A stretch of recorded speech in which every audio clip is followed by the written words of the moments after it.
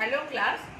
Yesterday we have learnt about the cell organelles till mitochondria. We have learned the Golgi apparatus, the mitochondria and also the lysosomes. So today we will understand what are the differences, major differences between the plant cell and an animal cell, as well as few organelles of the plant cell and also of the animal cell. So let us see. This already you have seen a structure of the plant cell and structure of the animal cell. And the major difference which we can denote over here is the presence of cell wall in a plant cell and the absence of cell wall in an animal cell. Now we have further more difference. We will come to know in our next slides. See, these are the major differences between animal cells and the plant cells. Animal cells are usually smaller in size than the plant cells, whereas plant cells are larger.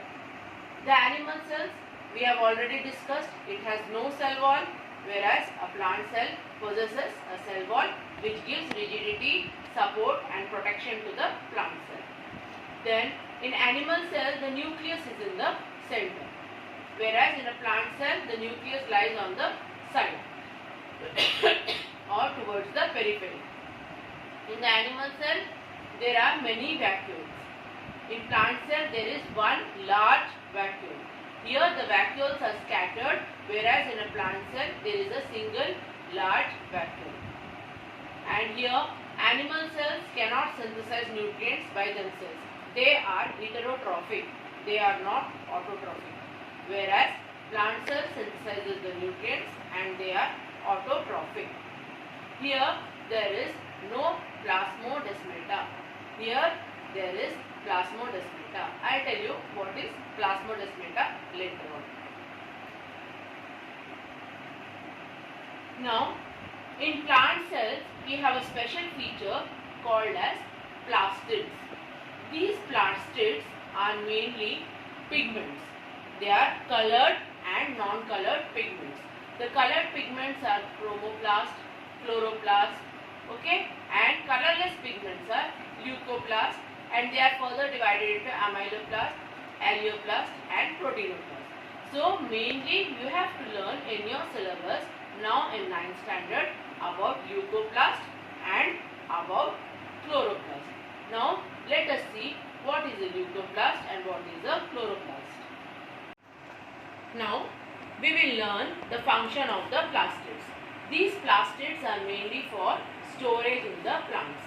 It is for storage only in plants and in the photosynthetic protists. Photosynthetic protists are those microorganisms which contain chlorophyll in them and they can also perform photosynthesis. Now these plastids are double membrane, okay, and the storage containers for various molecules such as pigments or starch.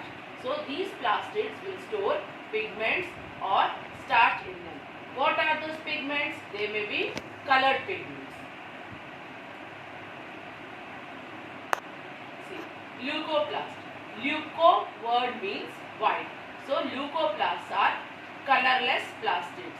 Here they will store starch, oils, proteins, lipids, etc. The leucoplast store in them.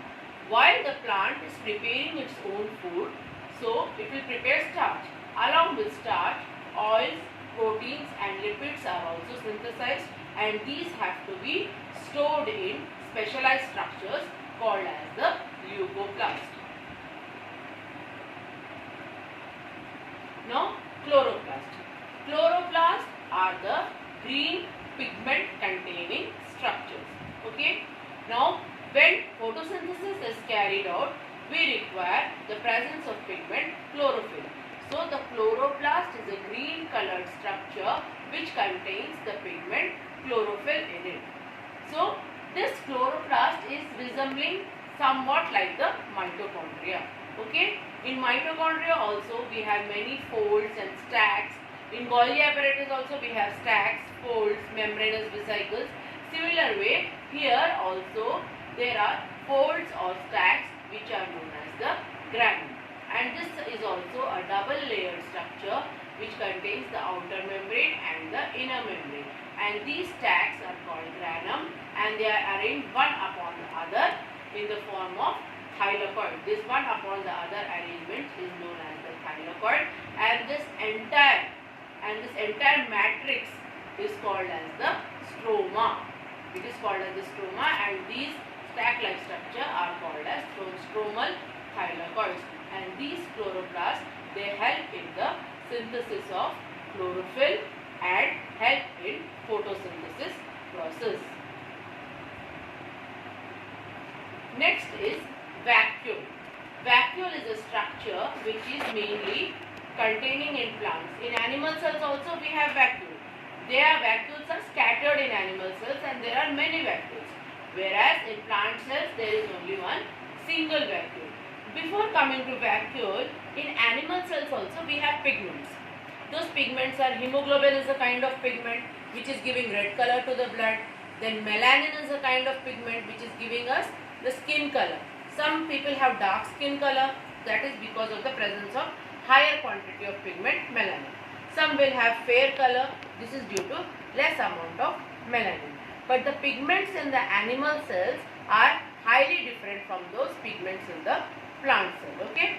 Pigments in the animal cells have different function, and pigments in the plant cells will have different function. The pigments which are containing in the organelles, and those organelles are called plastids in the plants. Okay? Now about the vacuole.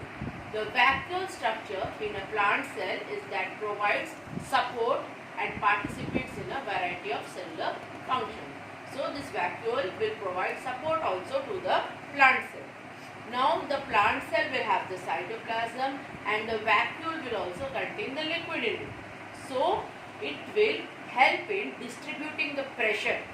The pressure which is applied on the plant cell, that will be distributed by the vacuole, so that it can maintain a balance.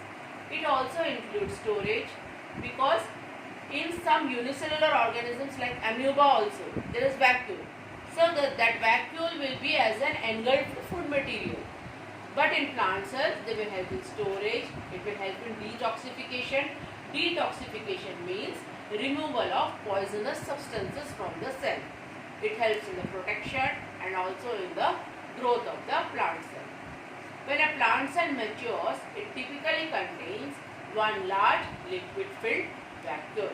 A mature plant cell will contain one large liquid-filled vacuole in it, and it will occupy the maximum space inside the cell. This vacuole will occupy the maximum amount of space inside the cell. This vacuole, in this way, it will occupy the central position in the cell. Okay? See, this is the nucleus. Here we have the endoplasmic reticulum, and after that the Golgi apparatus, the mitochondria, and this vacuole will occupy the central portion. The liquid substance present inside the vacuole is called as the cell sap, and this is the double layered, and in this double layer, this layer is known as the tonoplast layer. This tonoplast layer mainly helps in controlling and giving balance to the plant cell when external pressure of water or wind or anything is applied on this plant cell. So it helps maintain turgor pressure and the shape of the cell. Whereas in animals there are many vacuoles, and in plants there are only single vacuole. So in this chapter we have learned about how the cell is the fundamental unit of life, how in a living organism cell has to be functional, what are the functions of the organelles in a cell that is making the cell functional and making life possible, giving all the life processes like digestion, respiration, excretion, etc. So I hope you have followed this chapter. Okay, thank you.